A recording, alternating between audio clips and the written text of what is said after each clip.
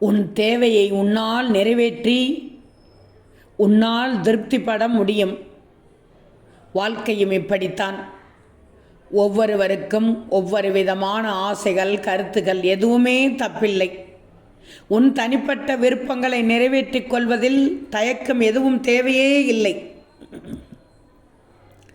மற்றவர்களுக்கு இடையூறு இல்லாமல், சமுதாயத்திற்கு கேடு இல்லாது உன் விருப்பத்தை நிறைவேற்றிக் கொள்ள உன்னால் முடியும். அடுத்தவர்கள் என்ன சொல்லுவார்கள், 4 பேர் என்ன நினைப்பார்கள் என்ற கவலை ஏதும் தேவையே இல்லை. நீ விரும்பிய வண்ணம் வாழ்ந்துவிடு. நீ நினைத்தபடி வாழ்க்கை வாழ்ந்துவிடு. பிறருக்காக வாழாதே.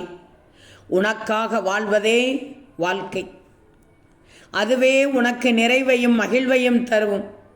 திருப்தியற்ற வாழ்க்கையை வாழ உன்னை யாரும் நிர்பந்திக்க முடியாது. புரிஞ்சுக்கோ.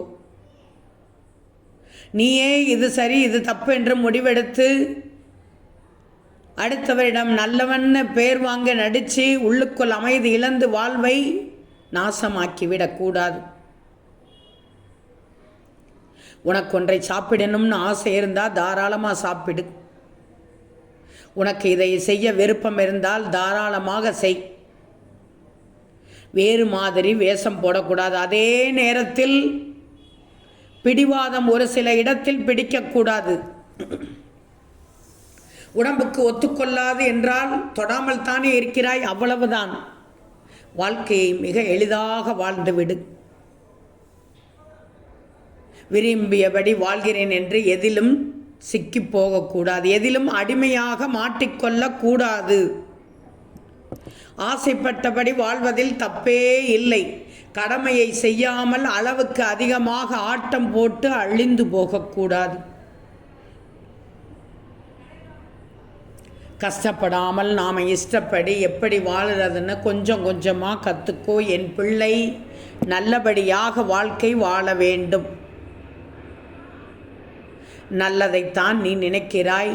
இப்படி இருக்கக்கூடாது என்பதைத்தான் உன் சாயி சொல்ல வந்தேன்.